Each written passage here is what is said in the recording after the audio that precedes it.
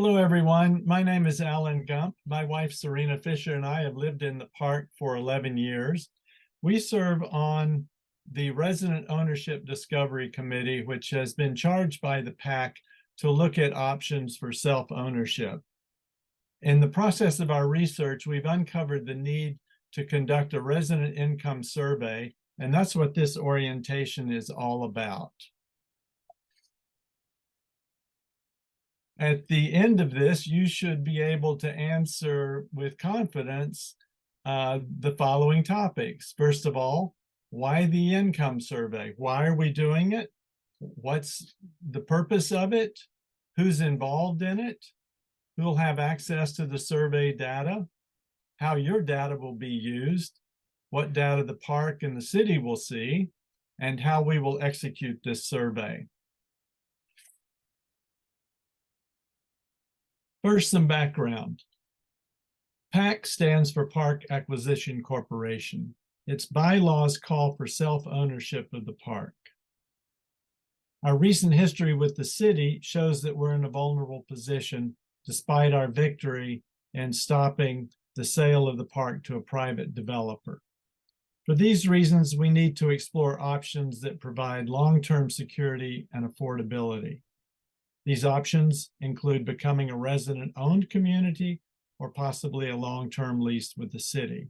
In any case, we need to understand what funding options there are available to us, what those funding sources might be by way of loans or grants. Let's get into the topics here. Why the income survey? First of all, we need to establish an accurate current assessment of our resident income in order to be able to establish our claims as a low-income, affordable community. We need to have this survey conducted by a third-party, independent, professional organization so that the survey will have credibility. If we decide to become a self-owned community, we'll have to incorporate, and this information will be required regardless of what type of corporation we decide to incorporate under. Pursuing loans and grants, this information will be required by Rock USA and possibly other loans, and certainly required also by the HCD Moore grant personnel. And finally, the income survey will be essential in our discussions with the city. As I said before, we have claimed that we're low income. We need to prove it to the city, and that should help us as we move forward. All right, secondly, who's involved here? First of all, there's an organization called Rock USA. It stands for Resident-Owned Communities. They are a national organization that support manufactured home communities to become self-owned, and they provide funding through their funding arm, Rock USA Capital. Rock USA Capital only funds those purchases that are backed with one of their certified technical assistance providers. That's called the CTAP. An example of that would be California or CCCD, that's California Center for Cooperative Development's Cali Rock program. I'll say more about that in just a second. The Rock USA Capital is certified by the Treasury Department as a community development financial institution, and they lend exclusively to resident-owned communities that are supported by Rock USA affiliates. Secondly, in terms of who's involved, California Center for Cooperative Development, they run a program called Cali Rock, and as such, they serve as a CTAP or Certified Technical Assistance Provider for Rock USA. They've worked with us on exploring a type of corporation called the Limited Equity Housing Corporation. We haven't made any decisions about whether that's appropriate for us, but we are discussing that option with them. And importantly, they will tabulate and summarize the income survey data once we send it to them. They have procedures in place to protect data privacy. I'll say a lot more about that coming up. And finally, the Moore grant, which I mentioned a moment ago, through the California Housing and Community Development Department. They fund activities to keep mobile home parks affordable. And most importantly to us, their funding includes money for acquisition. So that's what we're talking about here right now. They have $140 million available for funding, and hopefully they'll have more funding in future years. That money is available at low interest, principal-free loans, assuming that we maintain certain levels of low-income housing in our community, and that's why this survey is so important. All right, moving on. Number 3, who has access to the data? Well, first of all, the people who compile the data will have access. That's CCCD. They have years of experience running these similar mobile home park surveys. They have confidentiality and privacy protections, and they have responded to questions provided by the PAC regarding confidentiality assurances. So we feel very confident that they are professional in their operations, and they have procedures and structures in place to protect data. The HCD More grant personnel will have access to our data, assuming we apply for a grant. And again, they have years of experience working in this field with their confidentiality assurances. How your data will be used, that's our data, your data. First of all, HCD More grant administrators require this survey data if we apply for a grant. They need to determine the level of low-income units that we have in the park. And again, as I said earlier, if we maintain a certain level of low-income housing in the park, that would qualify us for virtually free funding over a 35-year period. The summary information used in this survey will be very important in our discussions with the city as we enter negotiations with them on a final disposition.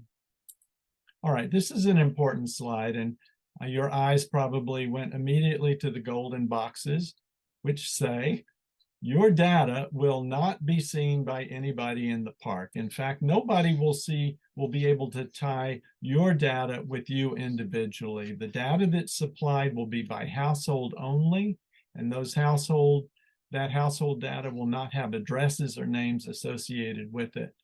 What we're expecting back from CCCD is summary data only by totals and percentages of the park households according to these Marin County income categories. And these are current figures, 2023 figures. The magic number here is the low income threshold. We're looking for the number and percentage of households in our park that qualify as low income or below. We feel, based on these numbers, that it's going to be considerably higher than the 40% we've been communicating to the city. We'll see if that turns out to be the case. How we will execute. The Resident Ownership Discovery Committee will undertake these steps. We'll print the survey forms. We'll add the lot number for each unit in the park.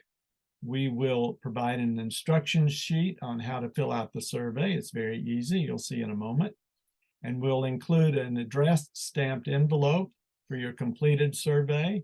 And then all that will be, so to speak, a packet, and we'll mail those packets to each residents in the park.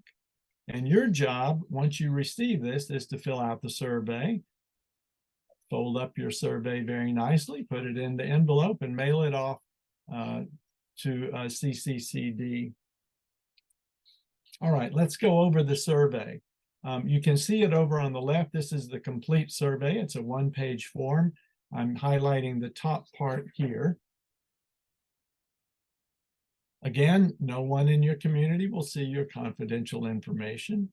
The only information that will be recorded here per household will be the lot number. That's that you see right there above the numbered questions. Question number 1, the number of years you've lived in this community. We want the total number of years you've lived here, even if you've moved residents within the park. And if you live in a multi-member household, we want the number of years lived by the person who's been here the longest. Questions 2 and 3, we're going to expect to be answered yes, although there could be some exceptions. Number 4, we expect all of the people to be adults, although there could be in some circumstances children. So questions number 4 and 5 go together, and let me go over number 5 in a little bit of detail here. We're asking for annual household income. We are not asking for net worth. You could have $5 million in a hole somewhere under a tree. We don't care about that. What we care about is your annual income. If you file taxes, it's very easy. You just look at line 11 on your tax form. That's adjusted gross income, and you enter that. If you do not file taxes because your income is not sufficiently high, you just total up your sources of income and enter that in question number 5. Now, suppose you live in a multi-member household, and some of you file taxes, some of you don't. It's just do the same procedure. Those of you who file taxes, you total up your line 11. So it'd be all the totals for all the line 11s, and those who don't file taxes, all the other sources of income. We're interested in total household income, not individual income. And it's important there that this is connected with item number 4. If you have one person in the household, their level is X, and if you have 5 people in the household, their level is Y, and they'll be able to correlate that appropriately to determine who qualifies as low income.